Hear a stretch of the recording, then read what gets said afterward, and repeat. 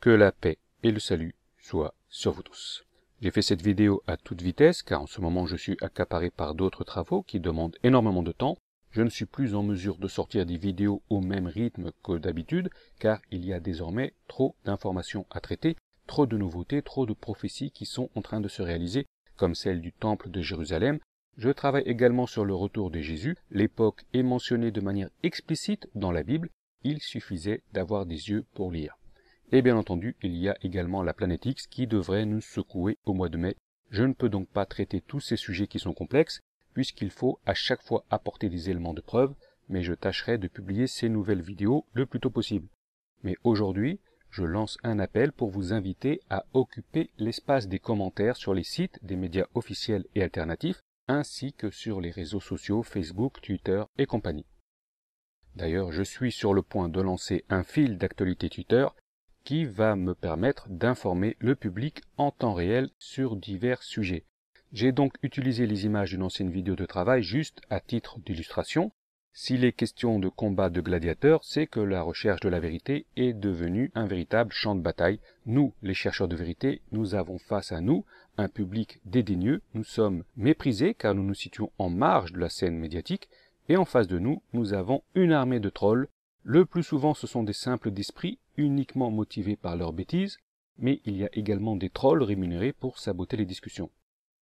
Cela fait des années que je suis actif sur le net, j'ai eu affaire à des dizaines de trolls en tout genre, je les connais par cœur, je sais comment les gérer. La règle de base, c'est qu'il faut imposer une discipline de fer. Il faut éviter tout sentimentalisme, toute forme de chantage affectif. En un instant, il faut impitoyablement trancher dans le vif, le premier qui commence volontairement ou non à déraper, à dire n'importe quoi, à propager des théories loufoques sans même prendre le temps de réfléchir.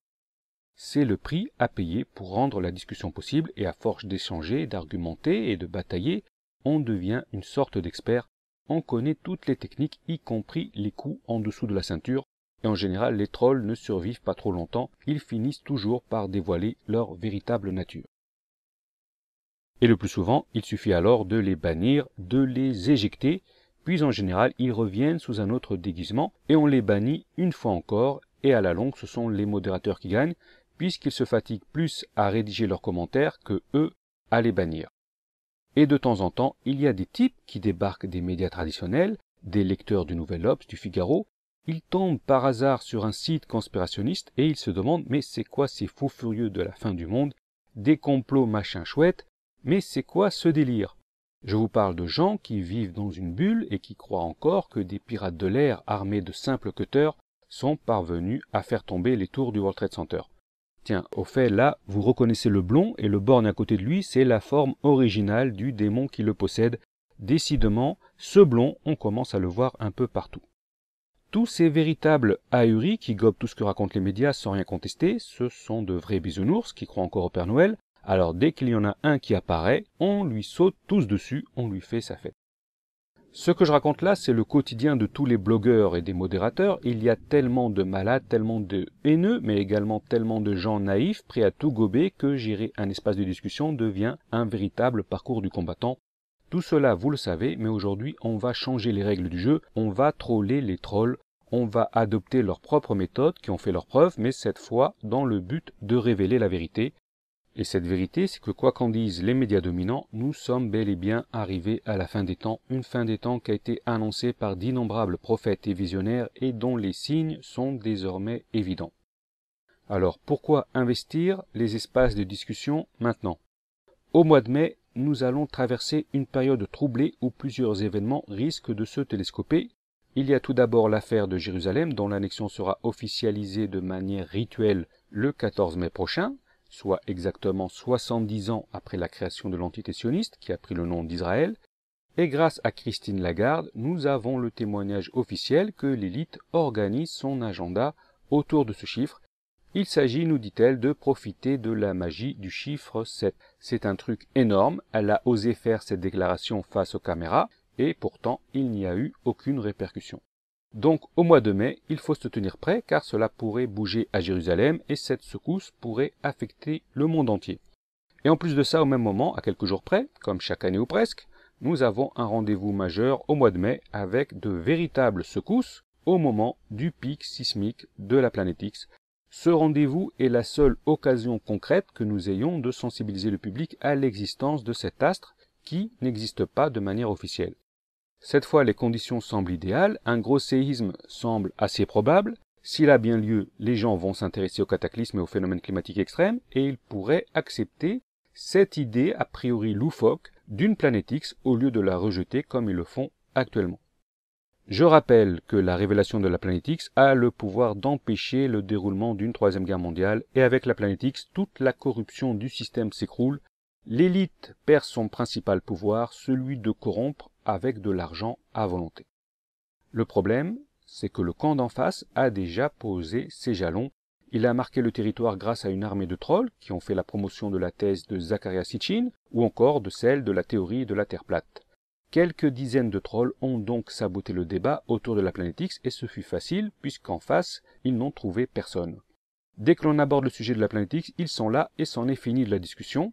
Voici par exemple comment un troll qui a pris pour pseudo Herbe est parvenu à parasiter les commentaires sur le blog de mon confrère Ben Garneau. Ben Garneau est quelqu'un qui a l'air très gentil et ce troll a abusé de cette faiblesse qu'est la gentillesse. La plupart des gens n'imaginent même pas que des individus soient payés pour saboter les discussions. Alors ce Herbe fait la promotion de pseudo-prophéties, des Earth-Dwellers, c'est une chaîne YouTube.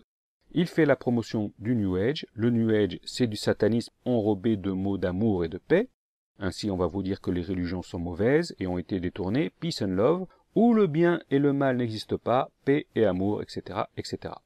Ce Herbe, je vous invite à noter ses commentaires, c'est le troll type. Troller, c'est son boulot, n'imaginez surtout pas qu'il croit sincèrement aux bêtises qu'il raconte.